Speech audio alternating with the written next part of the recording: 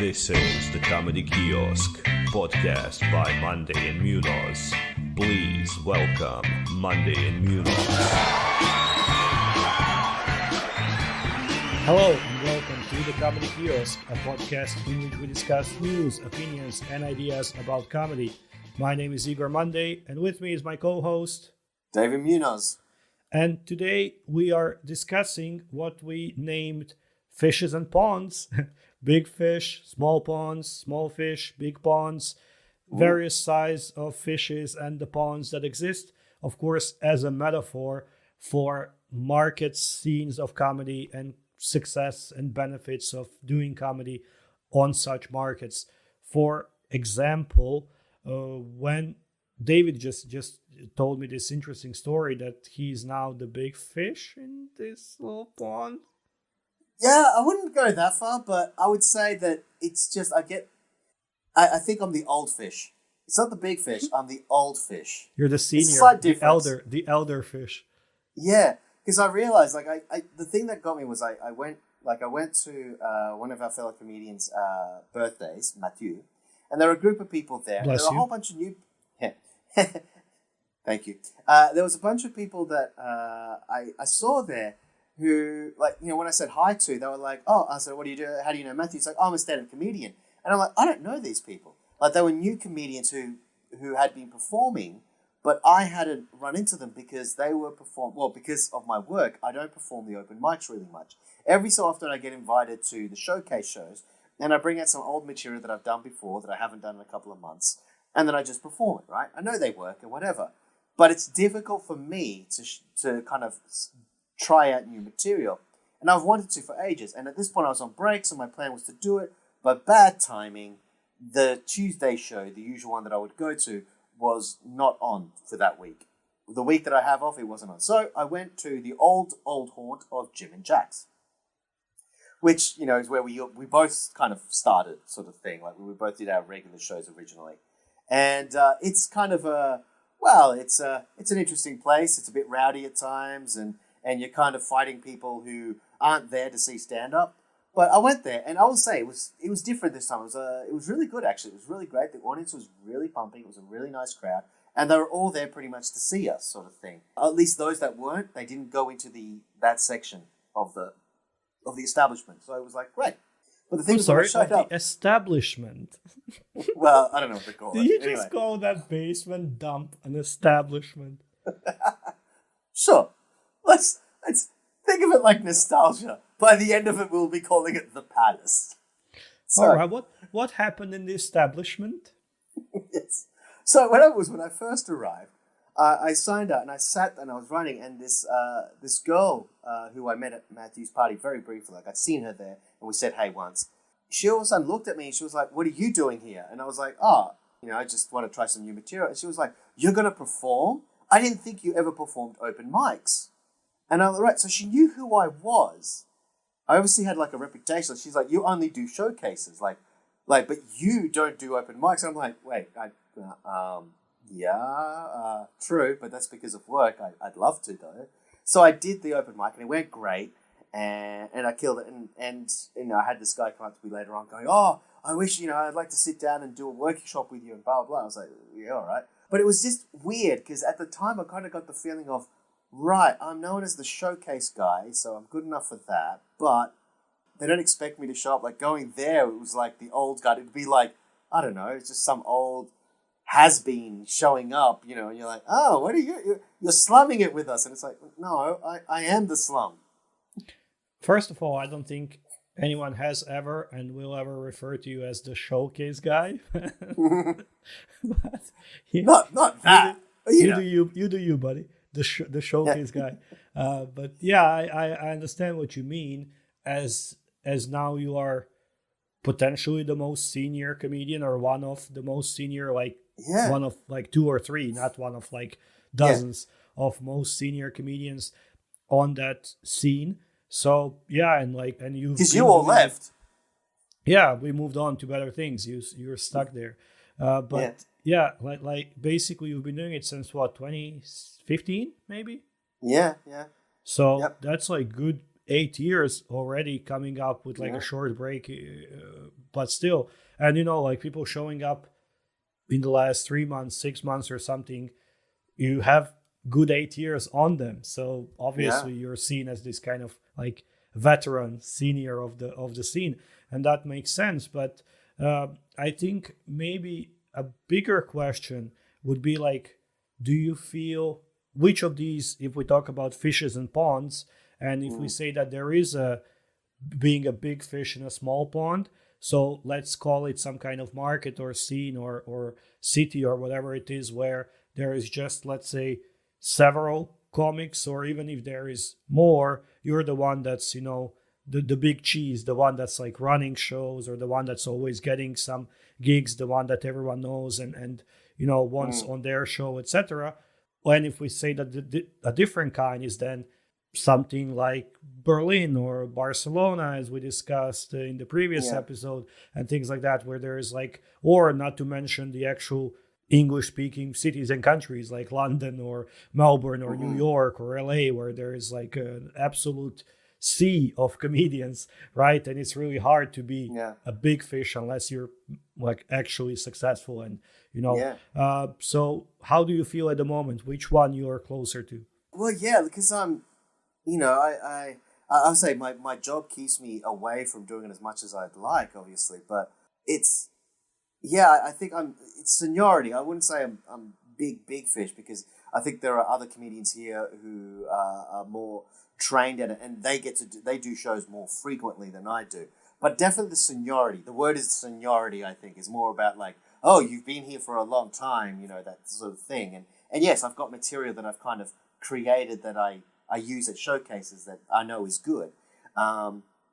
So it sounds polished, because it has been polished quite a few times. But it's sort of like, I guess I feel like the bigger fish, but I just know that if I were to go to someplace like Berlin, I would be starting to feel like, on the lower, smaller size end of things, maybe like a large sardine, maybe, or a bream. Let's say an El Dorado bream sort of style fish, where it's not big, but it's decent. It's a meal. I think I could hold my own with some tried bits, but I wouldn't be wowing anybody. You know what I mean? Like, I wouldn't be walking off stage and people going, oh my God, you're amazing. I'd love to do a workshop with you. I'd love to pick your brain. Like, I'd probably have people go, oh, no, that was good. That was a good set. That was well done, mate. Yeah, that was good. That was good. And if I went to some place like England and did my set, they'd be like, oh, yeah? Yeah. I think I've heard that joke 101 times from different people. They told differently. Obviously, it's your bit, but whatever. And there I would feel like an anchovy. So at the moment, salty you're a sardine. You can fill someone's stomach, but you are similar or same as many others in the same tin. Yeah. Oh, no, it's like right now I feel more like a hearty bream, Dorado sort of style. A Dorado, but okay, sure. Yeah, like a Dorado. But if I move to, for example, Berlin or Barcelona, even, I'd probably start feeling more like a sardine. There, I'd start feeling like a decent sized sardine, but I would be like, I'm not gonna stand out like I do here, obviously. And now that's part of the thing, because as you are aware, and if the listener has been listening to consecutive episodes, you might be knowing that I do intend to leave relatively soon. Who knows? Maybe by the time you listen to this episode, I'm actually no longer in Russia. I've actually moved on. And doing that, I don't know what kind of scene I'm going into. Because if I go to a city, I could end up being a sardine. If I go to a big scene, like if I end up going to Barcelona, well, then I'm just a tiny little, I'm back to being sardine status. On the other hand, if I go to a smaller place outside of these big cities, which is possible, I could continue to be a bream, like an El Dorado, a Dorado sort of thing, but I'd be back in a small scene. And the thing is, I want to be a sardine, if you know what I mean. I want to be the anchovy. I think I kind of like, if I am the bream now, if I am the bigger seniority fish now, with what I have, I think, no, this is sardine material. It's good, but there's many others like it. I need to push. It's like someone, for example, who plays football in let's say America. I mean soccer for the Americans listening, or football. You play that. Now, if you want to get really good at it, though, you want to go to some place like Europe and play for a European club, because there, by being the small fish, you are going to push yourself to become a bigger fish, right? You're going to be also playing with those that you can see, admire, and see how they're playing it differently. You go, oh, I need to be more like that. Or for the Americans who apparently do listen to us, flip it, reverse it. You're a basketball player in Croatia. Now, sure, maybe you can make a decent living being a basketball player in Croatia, but let's face it, if you really want to become a fantastic basketball player, the place you want to be playing is in America, right? That's the place where it goes to a whole other level. So, and by playing there, even as a medium fish, by playing there, there's a higher chance that you're going to become a big fish, because you are it's more competitive. So you're going to push yourself, and you're going to, you might see different tactics and things that maybe haven't made it to Croatia yet, for example. So you would like to go to a market that has like a big number of comedians that are similar to you or even slightly better, so you could then rise up to the challenge and kind of learn and grow and develop until you reach that level or above. I mean, you have... No, I just want to say that makes sense, yeah. Yeah, well, you remember when Mumsy showed up, right, to our comedy scene in Moscow. Now, Mumsy had a different, background. He started in South Africa. He had actually done a bit more circuit there, and he'd performed with other good comedians. And when he arrived, there was a difference with his style and our style, and he was much more polished. His bits were really well thought out. He had his stage persona, I think, sorted. He knew his stage persona, how to act on stage, and he was very comfortable with it. And he seemed to flow with it a bit better. Now, he arrived, and in a short period of time, he won the Champion of Comedy, the Cock Award, as he made fun of at the very beginning of his finale set. And it won him the set because, and I think by him hanging around us, it forced a lot of us to kind of go, ooh, that's the next level. Like, we saw the bar there, and we were like, we need to get to there. You know what I mean? Yeah, a lot of his stuff worked well, and his stage persona and confidence and comfort on stage came from, I think, purely experience, because he's doing it 10 plus years, and neither of us have reached that yet, and especially not the others on any of the scenes where we perform.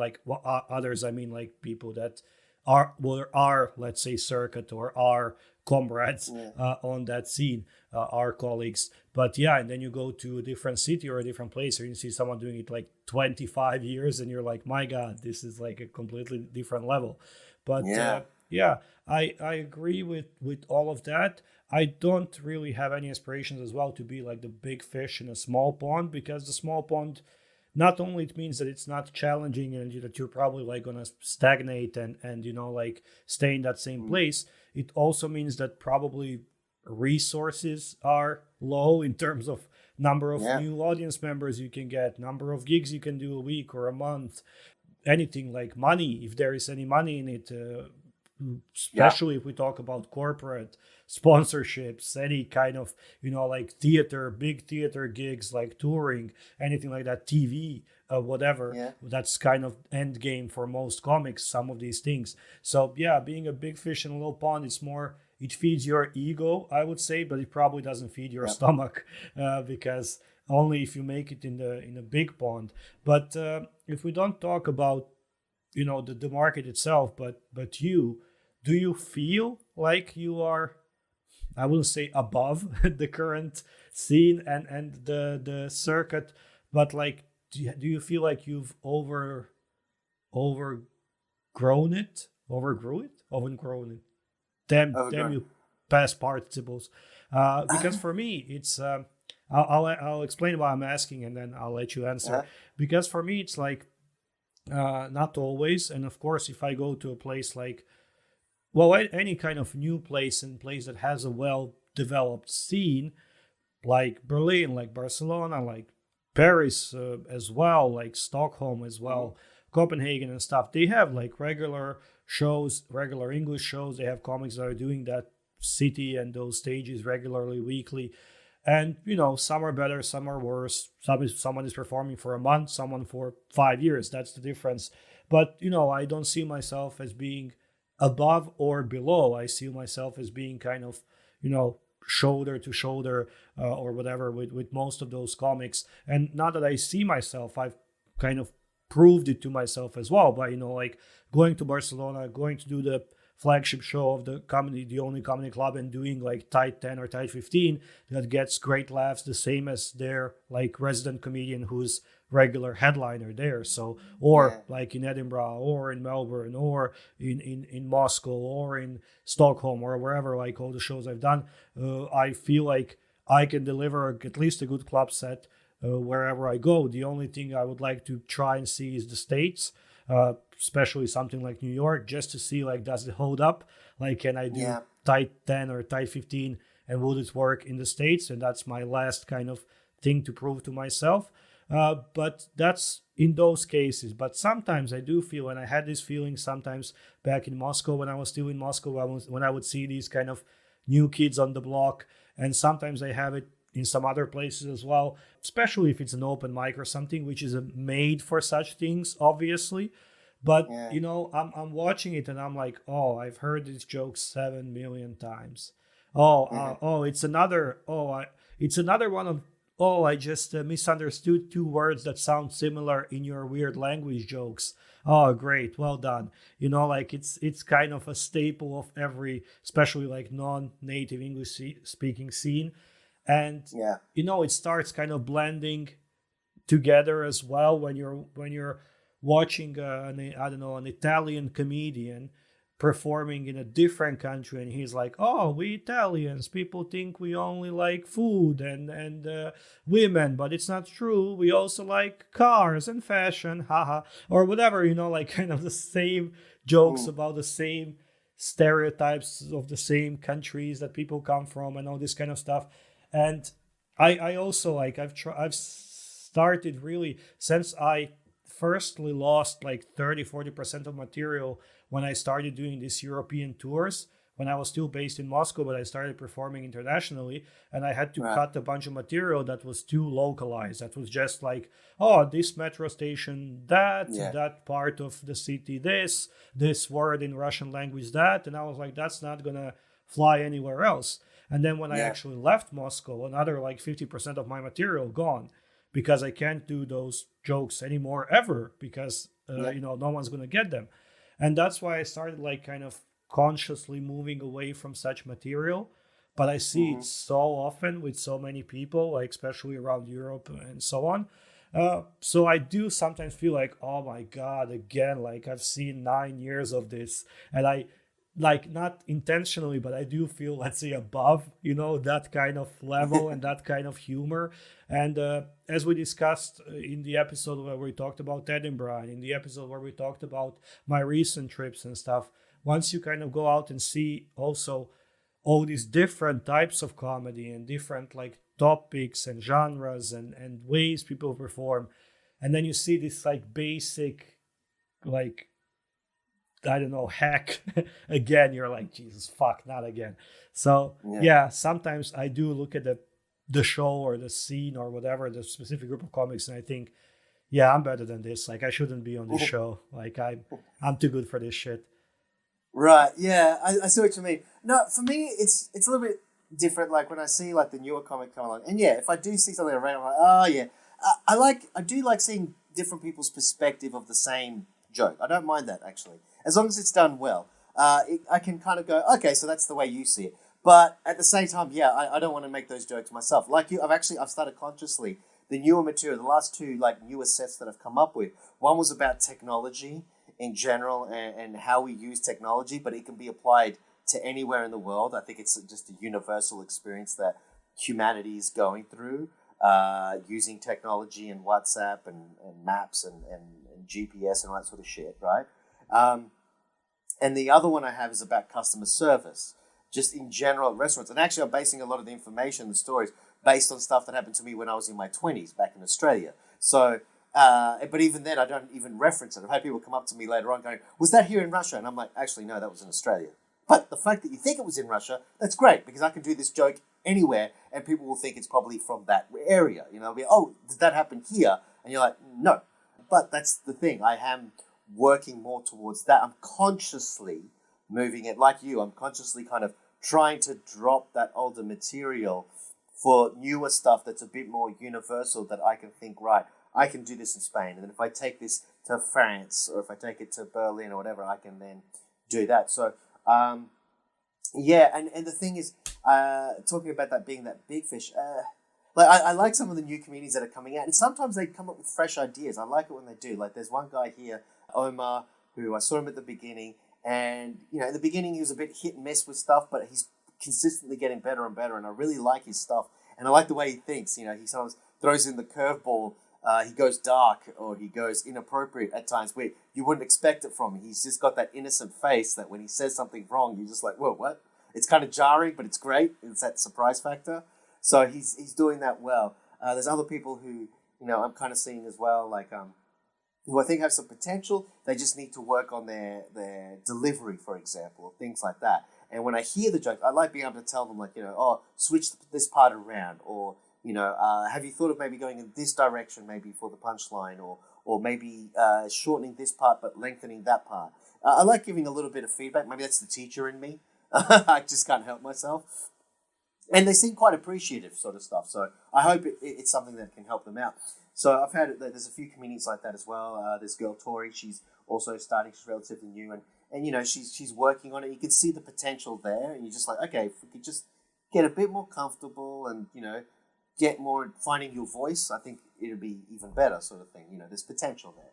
So I like it. But the thing is, I feel like I was giving advice the other day at a workshop, and the advice I was giving, I don't know, I felt a little bit like, should I be giving this advice? Because I'm not that big a fish. I may have seniority, but I'm not a big fish. And I'm like, I'm a sardine, really. I just look like a brim because of the scene that we're in. I'm like, but I'm a sardine. Like, come on. And, you know, it's like, I'm a sardine like all the other sardines. I'm not exceptional at this point. I'm solid. I'm a solid sardine, as you were saying. But there's a whole bunch of us in the can and sort of thing. And I'm like, yeah, I want to go to that next step and stage. Because unlike you, I haven't done those tours outside. I've performed, well, my first time ever performing was in Australia, but that doesn't really count. That was me in a variety show, so there were no other comedians. It was just me doing stand-up without any other show except, like, without ever actually having seen stand-up in person myself. Like, I had never been to a stand-up club. I'd never seen a live performance of stand-up, only on TV specials, you know, like seeing Eddie Murphy do Raw and all that sort of stuff. So you're like, well, that's a polished final hour and a half show. Yeah. But anyway, so there's that. The other one I did was once in Madrid. And I think that's all I've done. Like, you know, I've never done it outside of Russia. So I haven't had, like, I think, like you were saying, that really is beneficial, that whole seeing other people and what they can bring to the table. Yeah, I think the good thing with you, and I think you're maybe a bit underselling yourself, because if I look at the scene you're currently in, I mean, I don't know what is the current state of it, but I know it from what I would refer to as the golden days. Even though now it might be better, I doubt it, but it might be. I don't know anything about what's going on there. But I remember, like, when it used to be, you know, a bunch of shows, a bunch of comics from all different countries, a bunch of visiting comics as well, like good acts, like well-known acts and stuff that we were bringing in. And, you know, there was, let's say, a group of people that was on equal level and doing like the same level of shows and the same spots, like closing the shows, hosting the shows, doing some kind of paid shows, etc. But you were always different. I think not necessarily better. I mean, not that you were... No. That's a good thing. Yeah, but I mean, I think a lot of us were kind of similar in terms of quality, but you were always different in terms of style. Like, you were always this kind of physical comedian with a lot of like body language and physicality in it, like more kind of acting out, more theatrical or something, than actually, just pure stand up where you come and you're telling jokes, and not necessarily even like that, like some kind of, not all of us stand-ups were just coming and standing behind a microphone. Like, as you mentioned, Mumsy, he was very expressive and very like as well. But you have that your own style where half of the joke is the actual like acting out characters or situations, and if you mute it's still funny. I mean, the expressions and the body language and stuff, which I think even if you take it to Barcelona or Berlin or New York or LA or Chicago or whatever, like London, etc., if you improve on the quality, you could still not be just a sardine because you would have that different style. And I actually met a very interesting Australian guy in Paris who was in Paris, if I'm not mistaken, doing a clown school. Oh, yes. Was it, what the hell is it called? Golier? Something. There's a very famous one. Maybe. I mean, surely there is more, and I don't know if he did that one. Yeah, there's a couple. But yeah, and then, so he's a stand-up, and he's been doing stand-up for a while, and he was like, I'm just graduating from my clown school, and I was like, clown school, loser. And he was like, no, it's like, it's not really, like this white face, red nose, and the wig and whatever, like big shoes and a small car.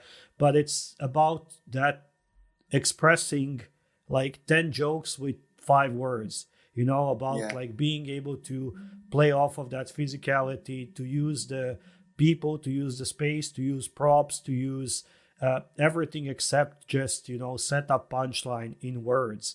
And he was like, that expanded my stand-up act like tenfold.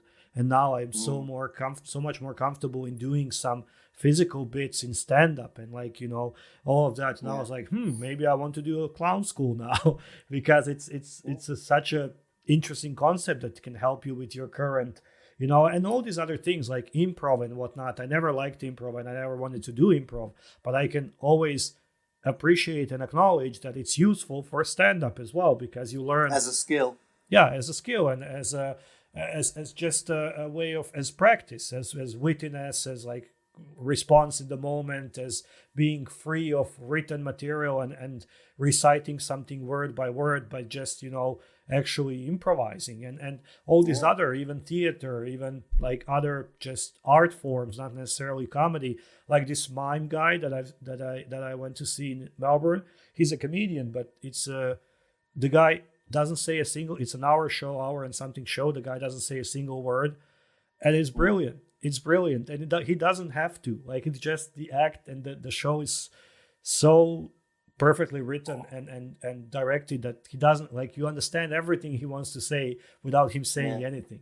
And then the stuff you don't understand is good because you question it. Like, you leave the show and you're like, what did he mean with that? What was that bit? Because if he just told you, he just told you.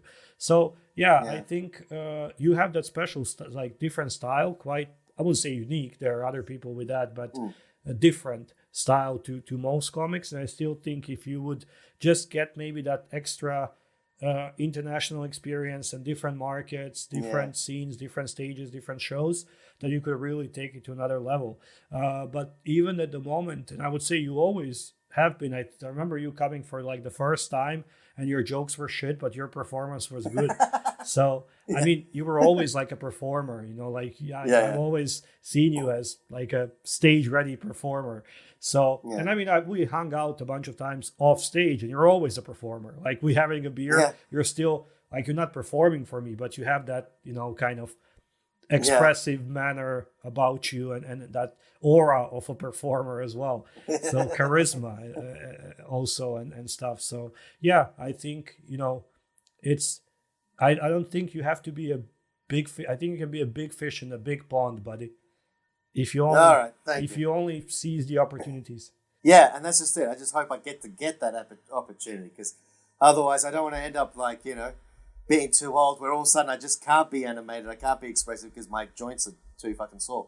But anyway, so the thing is, I think this is the thing. Like the take home message, if we're going to wrap this up, sort of thing, the take home message would very easily be that you really need to get out there. You can't just be stuck in your scene. You have to see what else there is to offer.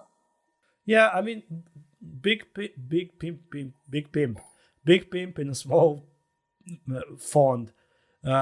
If you're being a big fish in a small pond, just means that it's an easy way, and not necessarily. Maybe you're just stuck in that pond. You don't have the opportunity to move. So of course, make the best out of your little pond. Own it, slay, like whatever. Do your thing and just, sure, be the king of that pond. But if you do have a chance, at least even to be the king of that pond and to be the best, to stay the best in that pond and to be the one that people will go and see and pay to see and book for some gigs and stuff, it still, I would say, makes sense to go out, to try other shows, see how other people do it. And then you can just bring some new ideas, new motivation, and new stuff to your little pond. And maybe make your little pond a better market and a better scene, and yourself a better entertainer for the other fish and other watery creatures that live in your pond, in this weird metaphor. But yeah, I would say in any case, big pond, small pond, whatever ambition you have, big fish, small fish, go out, try different things, learn from that, learn from other people, because that's the only way, to even stay the big pond. To even stay the big fish in a small pond, because if you don't, then someone else is going to just be the bigger fish. That's very true. And speaking about the clowning school, Stuart Goldsmith, who does the Comedians podcast, he talks a lot about clowning and things like that. He seems to have a massive respect. And there's I think Dr. Brown or something he refers to. There's also that's the guy I went to see in Melbourne, Dr. Brown. Oh, really? Yeah, Yep. Apparently he's amazing. He's just phenomenal. And he has done the clowning stuff, like at Goliath or whatever it's called. And it's like, and they reckon it's super difficult. Like, people have quit. Like, professional comedians, they haven't got it. They just can't do clowning right. And it's like, it's not as easy as you just act like a goof on stage. It's like, no, there's got to be purpose. There has to be intention. It's almost like you can do something, it's hilarious, and all of a sudden the instructor will be like, why did you do that? That makes no sense. And it's like, but that's the point of clowning. Because no, it has to make no sense with sense. Like, you have to have a purpose for doing it, for making it no sense. It's like, what the fuck? Jesus. And people find it very difficult to just let go and do something organically. It's kind of all of that. But anyway, so apparently it's very difficult. So now you're interested in trying out for clown school, because a lot of comedians have given it a shot. They said it's helped out. Even those that have flunked it said, I still got something out of it. I mean, I would try if tomorrow I would see an ad like a 2-week course in my city, then I would go. I wouldn't move to Paris for 3 months or how long this actual school course, whatever it is, or a whole semester or something, I don't remember, lasts, and I wouldn't pay a shitload of money for it. But if there was a chance to do it somewhere here locally, hopefully by someone also experienced and kind of good at actual clowning, I would like to give it a go, even though it's not really my cup of tea, because I don't like these things when I'm put on the spot, and I'm not much of an improviser. I love crowd work, and I've always loved it, and I could banter with the audience for an hour without any issue, without any material. And that's usually the problem. I came to Barcelona, I had, I think, 12 minutes. I was given a spot of 12 minutes, and I was like, sure, I'll do my 12 minutes of best jokes I have. I wrote down 7 jokes I'll do in those 12 minutes. I did 3. Because the first 5-6 minutes, I was silly enough to go hey, who here something? I asked the audience. I got the answer. I couldn't resist the bait, as I'm a fish in this whole episode. I couldn't resist the bait. I was like, oh, really, do you? And we just started bantering, and it got huge laughs, because people always appreciate that as well, in the moment comedy, because they know it wasn't pre-written. It's not, So, and that went on for 5-6 minutes. And until I accidentally saw my watch, and I was like, okay, 6 minutes gone. Now I have 6 minutes for material. And I just did first 3 jokes in my set without even a closer or anything. But I just had so much fun bantering and doing crowd work, which is something I love. but this like, physical kind of, okay, now pretend there's a bird here, but there isn't. Or now like pretend you're driving a car, but you're sitting on a chair. It just looks silly to me, like this kind of acting out and clowning. But I would like to try it because it's also sometimes good to just try things that you're not comfortable with, maybe something comes out of it. Right, yeah. Okay, what about improv then? So if not clowning, what about the improv? No, never improv. Never. Never. There you draw the fucking line. You're like, no fucking way, mate. I might be a fish, but I'm not a bottom feeder. Come on. Igor, such a low opinion of improv. Wow. Did you never like Whose Line Is It Anyway? But that's not, I like those little silly games. And we invented one of our games that's now getting traction. And like someone made a mobile app and stuff, which was Laika, where we played this game that's similar to the game they played, like things you can't say, I don't know, at a funeral, but you can to your girlfriend or things like that. And, I like those little games. But when I say improv, I mean more these kind of like improv troops and the shows. Like there is this show on Netflix. What is it about? It's these two guys. I just can't remember. The guy from Silicon Valley and the guy from from Parks and Rec. Yeah. I can't remember what it was called. I liked it, as in I was going to watch it to watch later. I never got around to it. No, I watched like 10 minutes and I couldn't. It's just so silly to me that like two grown men are just acting as kids. They're like, give us, a job, give us a place. And you're like, okay, now I'm a pilot in Cambodia. I'm flying a plane. I'm like, what are you doing? Like, this is, it's ridiculous. But it's just not for me. I'm not like trying to say that improv is not for anyone. It's just not for me. So I just can't get into it. But some other things, that can, and we talked about it, I think, in one of the episodes. I would like to try some character comedy to create like a separate character to my standard Igor Monday comedian persona, but like maybe even a name and like a look, like an outfit and stuff that would then go with his kind of character and his type of comedy. I would love to try that. Like the guy who does the French Jean Lecoute or whatever his name is. What was his name? Lil John McCoot. No, but he's actually British, I believe. The guy's actually British. Marcel Lucon. Yeah, that's it. Marcel Lucon. And he is hilarious. He's absolutely fucking hilarious. Brilliant. And he's not even like he's no French. That's it. It's all bullshit, but it's great. He's great bullshit. That's appropriation. Yeah, that's but it's nah. But it's well done appropriation, so we love it. Yeah, it's never appropriation if you make fun of the French. It's just it's just good comedy. So but I would love to try something like that, and I think that's the next level. That's when you I guess, and everyone talks about these like 10-year mark. Like once you do that, if you're performing regularly during those 10 years, of course, not like if you did one show 10 years ago, but like if you perform regularly and kind of grow and develop, that it is like a point at which things change. You kind of start knowing how to like handle the stage, own the stage better. What is your act? How to always get in the zone and these kind of things. Plus, this challenge of the other comedians around you, watching and kind of absorbing different styles, trying out different things. I think that's what makes you the big fish, regardless of the pond, like small, medium, big. Well, speaking of that, like the 10-year mark, I was watching an interview with Steve Martin. Actually, it was like a compilation interview where he was kind of talking about his how people, and I didn't even realize it, but I have seen videos and you're like, wow, he was that big.